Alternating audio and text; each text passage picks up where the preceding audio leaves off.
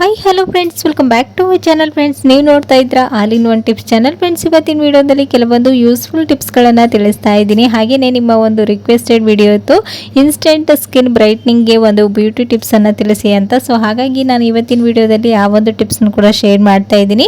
ವಿಡಿಯೋನ ಎಲ್ಲಿ ಸ್ಕಿಪ್ ಮಾಡಿದೆ ನೋಡಿ, ಎಲ್ಲ ಟಿಪ್ಸ್ಗಳು ನಿಮ್ಗೆ ಖಂಡಿತ ಯೂಸ್ಫುಲ್ ಆಗುವಂಥ ಟಿಪ್ಸ್ಗಳೇ. ಸೊ ಈ ಎಲ್ಲ ಟಿಪ್ಸ್ಗಳು ಗೊತ್ತಿಲ್ಲದೆ ನೀವು ತುಂಬ ಟೈಮ್ ಹಾಗೂ ಹಣನ ವೇಸ್ಟ್ ಮಾಡಿದ್ವಿ ಅಲ್ವಾ ಅಂತ ಅಂದ್ಕೊಳ್ತೀರಾ. ಸೊ ಅಷ್ಟು ಯೂಸ್ಫುಲ್ ಆದಂಥ ಟಿಪ್ಸ್ಗಳನ್ನು ಇವತ್ತಿನ ವಿಡಿಯೋದಲ್ಲಿ ನೋಡೋಣ.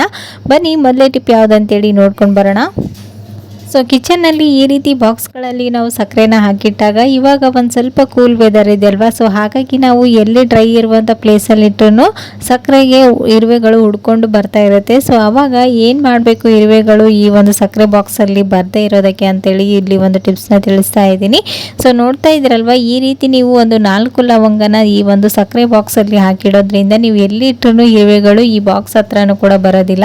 ಸೊ ಈ ಒಂದು ಟಿಪ್ಸ್ ಕೂಡ ಖಂಡಿತ ಯೂಸ್ಫುಲ್ ಆಗುತ್ತೆ. ಒಂದ್ಸರಿ ಟ್ರೈ ಮಾಡಿ ನೋಡಿ, ಓಕೆನಾ. ಸೊ ನೆಕ್ಸ್ಟ್ ಟಿಪ್ ಬಂದು ಇಲ್ಲಿ ನೋಡ್ತಾ ಇರ್ಬೋದು, ಇದು 2 in 1 ಯೂಸ್ಫುಲ್ ಟಿಪ್ಸ್ ಅಂತಲೇ ಹೇಳ್ಬೋದು. ಸೊ ಹೇಗಂತ ತೋರಿಸ್ತಾ ಇದ್ದೀನಿ. ಈ ರೀತಿ ನೀವು ಮಿಕ್ಸಿ ಜಾರ್ಗಳಲ್ಲಿ ನಾನ್ ವೆಜ್ ಏನಾದರೂ ಮಿಕ್ಸಿ ಗ್ರೈಂಡ್ ಮಾಡಿಕೊಂಡಾಗ ಒಂಥರ ಬ್ಯಾಡ್ ಸ್ಮೆಲ್ ಬರ್ತಾ ಇರುತ್ತೆ. ಹಾಗೆಯೇ ಇದರ ಬ್ಲೇಡ್ಗಳು ಕೂಡ ಒಂದು ಸ್ವಲ್ಪ ಶಾರ್ಪ್ನೆಸ್ ಹಾಳಾದಾಗ ಇದನ್ನು 2 ಟೇಬಲ್ ಸ್ಪೂನ್ ಅಷ್ಟು ಹಳ್ಳುಪ್ಪು ಹಾಗೆಯೇ ಒಂದು ಸ್ವಲ್ಪ ಕಂಫರ್ಟ್ನ ಹಾಕ್ಕೊಳ್ಬೇಕು. ನಂತರ ಇದಕ್ಕೆ ಒಂದು ಸ್ವಲ್ಪ ಚಕ್ಕೆ ಪೀಸ್ ಹಾಗೆಯೇ ಒಂದು ಸ್ವಲ್ಪ ಲವಂಗ, ಏಲಕ್ಕಿನ ಹಾಕಿ ಇದನ್ನು ನೀಟಾಗಿ ಗ್ರೈಂಡ್ ಮಾಡ್ಕೊಳ್ಬೇಕು. ಈ ರೀತಿ ಮಾಡೋದ್ರಿಂದ ಇದರ ಬ್ಲೇಡ್ಗಳೇನೆಲ್ಲ ಇರುತ್ತಲ್ವ ಅದು ನೀಟಾಗಿ ಶಾರ್ಪ್ ಆಗುತ್ತೆ. ಹಾಗೆಯೇ ಈ ಪೌಡರ್ನ ನೀವು ತೆಗೆದುಕೊಂಡ ನಂತರ ನೋಡ್ತಾ ಇರ್ಬೋದು, ಇಲ್ಲಿ ಮಿಕ್ಸಿ ಜಾರನ್ನು ವಾಶ್ ಮಾಡಿ ತೋರಿಸ್ತಾ ಇದ್ದೀನಿ. ಈ ಒಂದು ಮಿಕ್ಸಿ ಜಾರ್ ಇವಾಗ ಬ್ಯಾಡ್ ಸ್ಮೆಲ್ ಕೂಡ ಇಲ್ಲ ಮತ್ತು ಬ್ಲೇಡ್ಗಳು ಕೂಡ ತುಂಬಾ ಶಾರ್ಪ್ ಆಗಿದೆ. ಸೊ ಈ ಒಂದು ಟಿಪ್ಸ್ ಖಂಡಿತ ಯೂಸ್ಫುಲ್ ಆಗುತ್ತೆ, ಒಂದ್ಸರಿ ಟ್ರೈ ಮಾಡಿ ನೋಡಿ. ಇದರ ಒಂದು ನೆಕ್ಸ್ಟ್ ಇನ್ನೊಂದು ಯೂಸ್ಫುಲ್ ಟಿಪ್ಸ್ ಏನಪ್ಪ ಅಂದರೆ, ಇಲ್ಲಿ ನೋಡ್ತಾ ಇರ್ಬೋದು, ಈ ಮಿಕ್ಸಿ ಜಾರಲ್ಲಿ ಗ್ರೈಂಡ್ ಮಾಡ್ಕೊಂಡಿವಲ್ವ ಈ ಪೌಡರ್ನ ಬಿಸಾಕೋದಕ್ಕೆ ಹೋಗಬಾರ್ದು. ಯಾಕಂದರೆ ಲವಂಗ ಆಗಿರ್ಬೋದು ಮತ್ತು ಇದರಲ್ಲಿ ಕಂಫರ್ಟ್ ಮತ್ತು ಚಕ್ಕೆ, ಏಲಕ್ಕಿ ಪೀಸ್ಗಳನ್ನೆಲ್ಲನೂ ಹಾಕಿರೋದ್ರಿಂದ ಇದು ಒಂದೊಳ್ಳೆ ಸ್ಮೆಲ್ ಇರುತ್ತೆ. ಇದನ್ನು ನೀವು ಒಂದು ಈ ರೀತಿ ಜಿಪ್ಲಾಕ್ ಕವರಲ್ಲಿ ಹಾಕಿ ಇದಕ್ಕೆ ಒಂದು ಸ್ವಲ್ಪ ಪಿನ್ನ ಸಹಾಯದಿಂದ ಈ ರೀತಿ ಹೋಲ್ಸನ್ನು ಕ್ರಿಯೇಟ್ ಮಾಡಿಕೊಂಡು ಎಲ್ಲಿ ಬ್ಯಾಡ್ ಸ್ಮೆಲ್ ಬರ್ತಾ ಇರುತ್ತಲ್ವ ಈ ರೀತಿ ಕಬರ್ಡ್ಗಳಲ್ಲಾಗಿರ್ಬೋದು ಅಥವಾ ಬಟ್ಟೆ ಜೋಡಿಸಿ ಇಡ್ತಿರ್ತೀರಲ್ವ ಅಲ್ಲಿ ನೀವು ಈ ಒಂದು ಕವರ್ನ ಇಟ್ಕೊಳ್ಳೋದ್ರಿಂದ ಆ ಕಬರ್ಡ್ ಫುಲ್ ಎಲ್ಲನೂ ಒಂಥರ ಒಂದೊಳ್ಳೆ ಸ್ಮೆಲ್ಲಿಂದ ಕೂಡಿರುತ್ತೆ. ಸೊ ಇಲ್ಲಿ ನೋಡ್ತಾ ಇರ್ಬೋದು, ನಾನು ಸಾರಿ ಇಡುವಂಥ ಪ್ಲೇಸಲ್ಲಿ ಇದನ್ನು ಈ ರೀತಿ ಸೆಂಟ್ರಲ್ಲಿ ಇಟ್ಕೊಳ್ತಾ ಇದ್ದೀನಿ. ಈ ರೀತಿ ಇಡೋದ್ರಿಂದ ಇದರಲ್ಲಿ ಜಿರಳೆಗಳು ಸೇರ್ಕೊಳ್ಳೋದು ಅಥವಾ ಇಲಿಗಳು ಬಂದು ಈ ಸಾರಿಗಳನ್ನೆಲ್ಲ ಕಚ್ಚೋದು ಆ ರೀತಿ ಆಗ್ತಾ ಇರುತ್ತಲ್ವ. ಸೊ ಅದನ್ನು ನೀವು ಕಂಪ್ಲೀಟಾಗಿ ಅವಾಯ್ಡ್ ಮಾಡ್ಬೋದು. ಕಬರ್ಡ್ ಓಪನ್ ಮಾಡಿದ ತಕ್ಷಣ ಇದರಲ್ಲಿ ಒಂದೊಳ್ಳೆ ಸ್ಮೆಲ್ ಬರ್ತಾ ಇರುತ್ತೆ. ಸೊ ಈ ಒಂದು ಟಿಪ್ಸ್ ಕೂಡ ಖಂಡಿತ ಯೂಸ್ಫುಲ್ ಆಗುತ್ತೆ, ಒಂದ್ಸರಿ ಟ್ರೈ ಮಾಡಿ ನೋಡಿ, ಓಕೆನಾ. ಈ ರೀತಿ ಬಿಸ್ಕೆಟ್ಸ್ಗಳನ್ನು ನಾವು ಮಕ್ಕಳಿಗೆ ಕೊಡ್ತೀವಿ. ಮಾರ್ನಿಂಗ್ ಅವರು ಅರ್ಧ ತಿಂದು ಅರ್ಧನ ಹಾಗೆಯೇ ಉಳಿಸ್ಬಿಡ್ತಾರೆ. ಸೊ ಇದನ್ನು ನೆಕ್ಸ್ಟ್ ಡೇ ಕೊಡೋಕೆ ಹೋದರೆ ಇದು ಕ್ರಿಸ್ಪಿನೆಸ್ ಕೂಡ ಹಾಳಾಗಿರುತ್ತೆ, ಹಾಗೆ ಟೇಸ್ಟ್ ಕೂಡ ಚೆನ್ನಾಗಿರೋದಿಲ್ಲ. ಸೊ ಆವಾಗ ಅವರು ತಿನ್ನೋದಿಲ್ಲ ಅಂತ ಹೇಳ್ತಾರೆ. ಸೊ ಆವಾಗ ಇದನ್ನು ವೇಸ್ಟ್ ಅಂತ ಬಿಸಾಕೋ ಬದಲು ಇದು ಉಳಿದಿರ್ತಕ್ಕಂಥ ಬಿಸ್ಕೆಟ್ಸ್ಗಳನ್ನು ನೀವು ಈ ರೀತಿ ಸ್ಟೋರ್ ಮಾಡೋದ್ರಿಂದ ಇದನ್ನು ಕ್ರಿಸ್ಪಿನೆಸ್ ಕೂಡ ಹಾಳಾಗೋದಿಲ್ಲ, ಟೇಸ್ಟ್ ಕೂಡ ತುಂಬಾ ಚೆನ್ನಾಗಿರುತ್ತೆ. ಸೊ ಅದು ಹೇಗಂತೇಳಿ ತೋರಿಸ್ತಾ ಇದ್ದೀನಿ. ನೋಡ್ತಾ ಇದ್ದೀರಲ್ವ, ಒಂದು ಹೇರ್ ಕಂಟೈನರ್ ಬಾಕ್ಸಲ್ಲಿ ಕೆಳಗಡೆ 1-2 ಟೇಬಲ್ ಸ್ಪೂನ್ ಅಷ್ಟು ಸಕ್ಕರೆನ ಹಾಕಿ ಮೇಲ್ಗಡೆ ಉಳಿದಿರ್ತಕ್ಕಂಥ ಈ ರೀತಿ ಬಿಸ್ಕೆಟ್ಸ್ಗಳನ್ನು ಹಾಕಿ ನೀವು ನೀಟಾಗಿ ಈ ಒಂದು ಬಾಕ್ಸ್ನ ಕ್ಲೋಸ್ ಮಾಡಿಕೊಂಡು ಇಟ್ಕೊಳ್ಳೋದ್ರಿಂದ ಇದು 1 ವೀಕ್ ಇಟ್ಟರೂ ಬಿಸ್ಕೆಟ್ಸ್ ಕ್ರಿಸ್ಪಿನೆಸ್ ಹಾಳಾಗೋದಿಲ್ಲ. ಹಾಗೆಯೇ ಇವಾಗ ಸ್ವಲ್ಪ ಕೂಲ್ ವೆದರ್ ಇರೋದ್ರಿಂದ ಬೇಗನೆ ಕ್ರಿಸ್ಪಿನೆಸ್ ಹಾಳಾಗ್ತಾ ಇರುತ್ತೆ. ಸೊ ಈ ಒಂದು ಟಿಪ್ಸ್ ಕೂಡ ಖಂಡಿತ ಯೂಸ್ಫುಲ್ ಆಗುತ್ತೆ, ಒಂದ್ಸರಿ ಟ್ರೈ ಮಾಡಿ ನೋಡಿ, ಓಕೆನಾ.